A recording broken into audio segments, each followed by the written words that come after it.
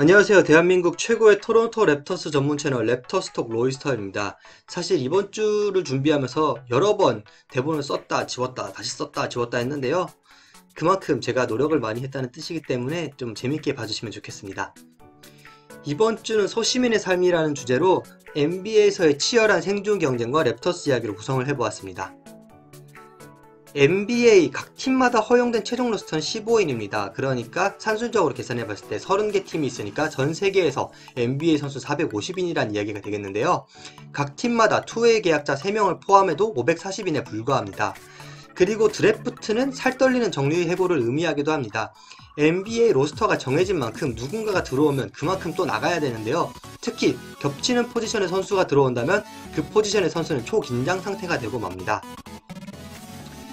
산술적으로 봐도 매년 2명이 드래프트가 되면 2명은 나가야 되는 게 이 냉혹한 현실입니다. 안 그래도 힘든 생존 경쟁이 투웨이 계약으로 인해서 더 힘들게 바뀌어버렸습니다. 왜냐하면 올해부터는 투웨이 계약자가 바뀌어서 2명에서 3명으로 더 늘어났고요. 이 선수들은 NBA도 출장이 가능하기 때문에 기존 벤치 멤버들이 활약할 기회가 더 줄어들게 되는 계기가 되었습니다. 그리고 팀 역시 투웨이 선수들을 기존 벤치 멤버들보다 좀 더 선호하는 경향이 있기 때문에 같은 실력이라면 벤치 멤버들 긴장을 할 수밖에 없겠습니다.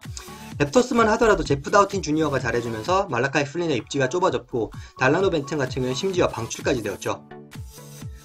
더 젊어지는 방출 선수들 역시 최근의 NBA 트렌드인데요. 루키 스케일 4년 동안 뭔가를 보여주지 못한다면 2차 계약을 맺지 못하고 방출되고 맙니다. 운 좋게 이러한 선수들 타팀으로 갈 수도 있지만 그렇지 못하면 거기서 NBA 커리어가 끝인데요. 타팀으로 새로운 자리를 찾는다 하더라도 이런 선수들 방출된 선수이기 때문에 굳이 많은 연봉을 줄 필요가 없습니다. 대부분은 베테랑 미니멈이고 그마저도 단년 계약이기 때문에 새로운 팀에서 또 다른 드래프트된 선수들과 투웨이 계약 선수들과 경쟁을 해야 되는 그런 위치가 되게 됩니다. 당장 말라카이 플린만 하더라도 4년의 계약이 내년이 마지막인데요. 이 계약이 끝나고 랩터스에 남을 수 있을지 아니면 새로운 팀을 찾을 수 있을지 회의적이고 불안한 입지입니다. 이러한 방출 선수들에겐 너무나도 안타깝지만 팀 입장에서는 더 젊고 계약 역시 팀에 더 친화적인 루키들을 데리고 있는 게 훨씬 매력적입니다. 그리고 투웨이 계약까지 있기 때문에 이러한 선수들을 위한 자리는 진짜 로스터에 한두 개 남은 마지막 자리들 뿐입니다. 그렇기 때문에 썸머리그에서 루키들이 가볍게 쇼케이스를 하는 동안 이러한 선수들은 최선을 다해서 노력하고 트레이닝 캠프, 프리시즌의 가시밭길을 거쳐서 한두 자리를 따내는 그런 경쟁을 해야 되는 위치가 된 것이죠. 말 맞다나 진짜 실패한 선수의 대명사 중 하나가 된 조시 잭슨. 이제 고작 26살이고 얼마든지 가능한 나이입니다. 근데 이 위치에 놓였다? 그만큼 NBA가 경쟁이 치열한 곳이라는 증거가 되겠죠. 그럼 방출된 선수들, 썸머리그에서도 실패했다면 남은 선택지는 두 가지가 있습니다. G리그 혹은 해외리그인데요. 연봉면에서는 해외리그 쪽이 훨씬 좋은 대우를 주지만 상대적으로 NBA 콜업 가능성이 높은 곳이 G리그이기 때문에 많은 선수들은 G리그를 현재 택하고 있는 현실입니다. 그렇지만 상대적으로 높은 콜업 확률일 뿐 투웨이 계약자가 아닌 이상 이러한 G리그를 발탁하는 것은 10일 계약으로 시작하기 때문에 일시적인 현상이고 또 이렇게 10일 계약으로 다시 로스터에 본인의 자리를 만드는 건 역시 실력과 운이 따라줘야 되는 행위입니다. 단적인 예로 아이제이아 토마스가 G리그에서 좋은 활약을 보여주면서 몇 번 콜업되긴 했지만 거의 대부분이 10일 계약이었습니다. 물론 방출 선수들의 컴백은 쉽지 않지만 그것을 이뤄낸 선수들이 있습니다. 그 중에서 가장 유명하다고 할 수 있는 선수는 PJ 터커인데요. 루키 시즌 랩터스에서 드래프트되어서 1년 동안 83분밖에 뛰지 못하고 방출되었습니다. 그 후 옛날의 G리그, D리그, 유로리그에서 활약을 하면서 5년 만에 NBA 컴백하면서 지금까지 커리어를 잘 이어가고 있고요. 또 한 명의 선수는 지금은 은퇴한 선수인데 앤서니 파커라는 선수가 있었습니다.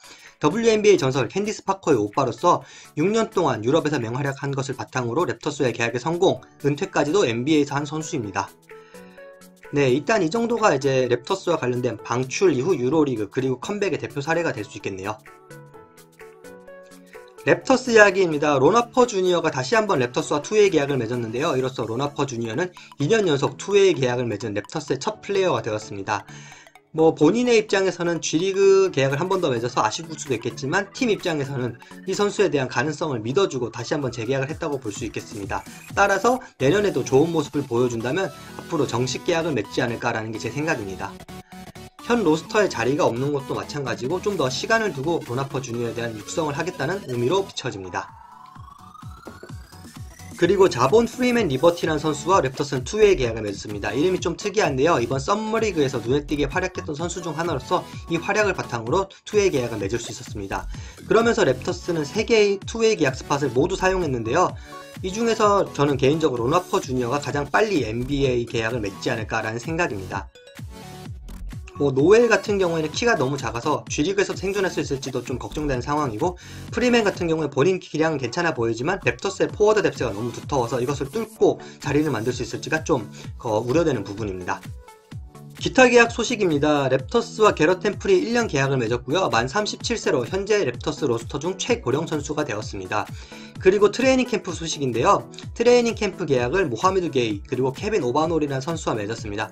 이 두 선수 역시 썸머리그에서 좋은 활약을 보였고, 이를 바탕으로 트레이닝 캠프까지 또 한 번의 기회를 얻게 된 셈입니다.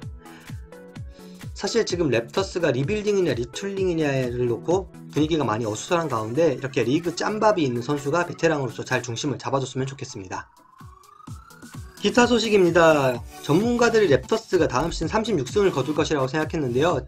지난 시즌에 46승에서 크게 내려간 수치이지만 랩터스가 지난 시즌의 예상보다 크게 밑도는 활약을 보였기 때문에 이런 평가를 들어도 지금은 할 말이 없네요.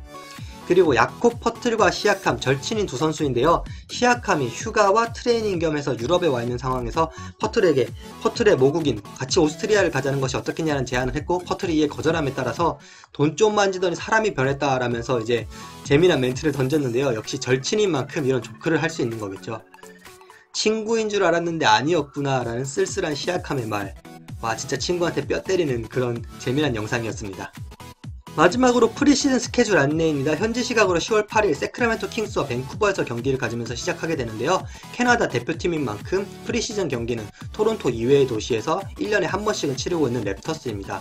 그리고 10월 15일에는 특별 초청팀이 있는데요. 호주팀인 카리스 타이판즈와의 경기가 있습니다. 그 이후에는 시카고, 워싱턴과의 경기가 있는데, 사실 개인적으로 크게 보는 맛은 떨어지는 프리시즌 스케줄 같습니다. 이번 시간 제가 준비한 자료 여기까지입니다. 좋아요, 구독, 댓글 모두 감사드리고 있고요. 다음 시간엔 좀 더 재미난 자료 여러분들 찾아뵐 수 있도록 노력하겠습니다. 감사합니다.